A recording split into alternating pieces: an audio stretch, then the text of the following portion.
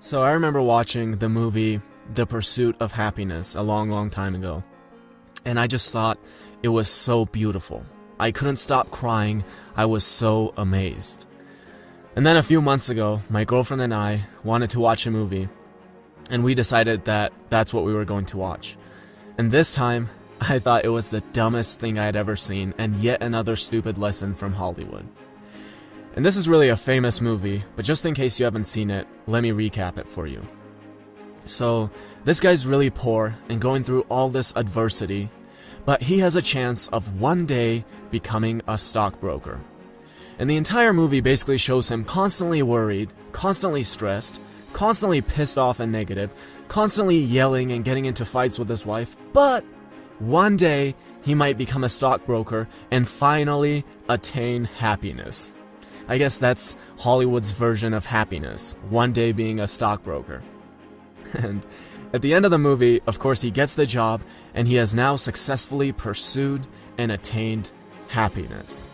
Now, there are so many things wrong with that, but let's start with this one. It's weird that someone would even try to pursue happiness, because happiness cannot be pursued. It's not like a degree that you pursue for 4 years, and then you finally get it and keep it for the rest of your life. It's more like a birth certificate that just comes with you. It's in your house, you just have to find it. It doesn't depend on how big or small your house is, it's in there. So my first favorite idea from the book is happiness cannot be pursued, and to keep this from getting esoteric, let me tell you a story. So I remember when I was about 7 or 8, my parents left me with my grandma. And we never really had food at home. And I don't mean that in the Western sense of there's nothing that I like in the fridge. No, it was like there's nothing in the fridge that can be consumed as calories. And my grandma's only source of income was her pension. And I remember it was 13 lari, which is about $6 or $7. And sometimes they wouldn't even bring her that. Now, there was also a little bakery at the end of the street, and they had this little pastry that I really liked.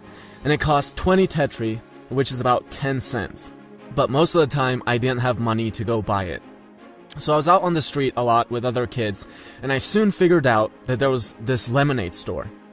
And they'd give you 5 tetri if you brought them an empty lemonade bottle.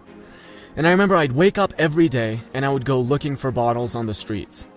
Now, it was pretty hard to find those bottles, but if I found 4 bottles, that would mean I could bring them to the lemonade store and get 20 tetri for them. And I remember how I was just the happiest kid alive.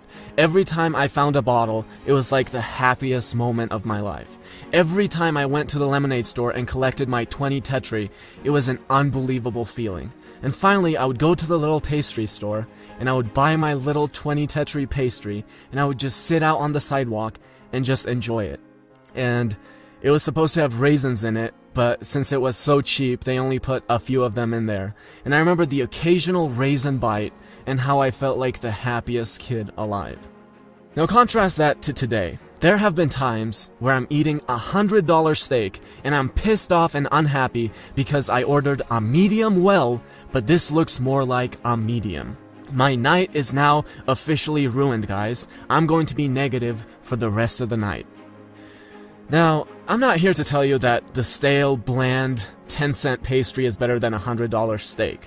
I have a preference for the steak. There's nothing wrong with improving your life and being able to experience more. But that's all it is, just the ability to experience more. What I will guarantee you is that you either cultivate the ability to be happy and are able to be completely happy where you are right now, or I promise you there's absolutely nothing around you that you can chase to attain happiness.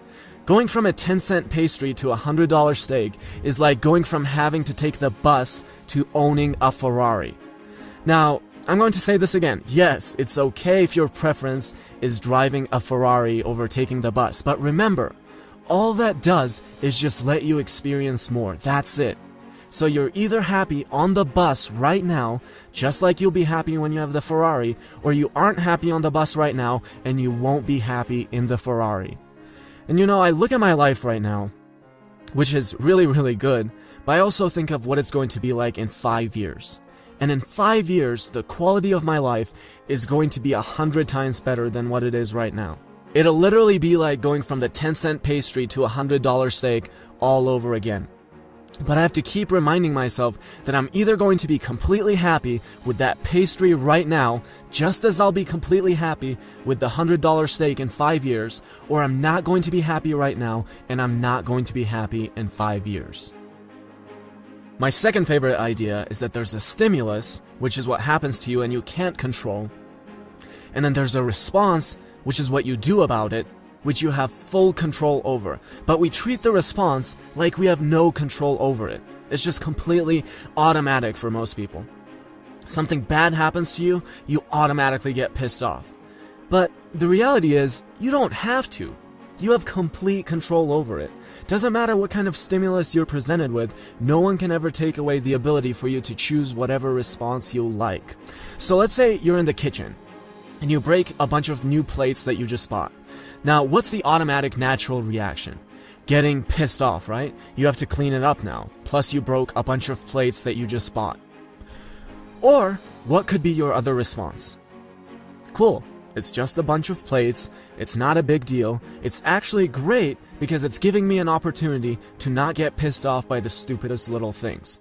Like, you can have gratitude for breaking the plates and having the opportunity to practice your virtue. Remember, you can pick whatever response you like. It's all up to you. Someone puts you down? Great! You're one step closer to not caring about what people think of you. Or you can go home and cry about it. It's all up to you. All the kids I grew up with, including myself, went through a lot of adversity. You know what happened to most of them? They turned into alcoholics and drug addicts. You know what their excuse is? I had to see my dad beat my mom. My parents never had time to take care of me. I was so poor, I had no opportunity. You know what my reason is for the very humble accomplishments I have at 22 years old? The exact same thing. There's no way most people are going to have the same work ethic as me. Most people don't know what it's like to be 7 and out on the street collecting dirty bottles so you can feed yourself. They just won't be able to compete with me. I'm sorry, and I'm so thankful for every bullshit experience I've had, and I wouldn't change a single thing if I could. Remember that there's a stimulus which you can't control, but the response is all up to you. Step in between that gap and realize that everything can be taken away from you, but one remaining thing, and that is the freedom to choose.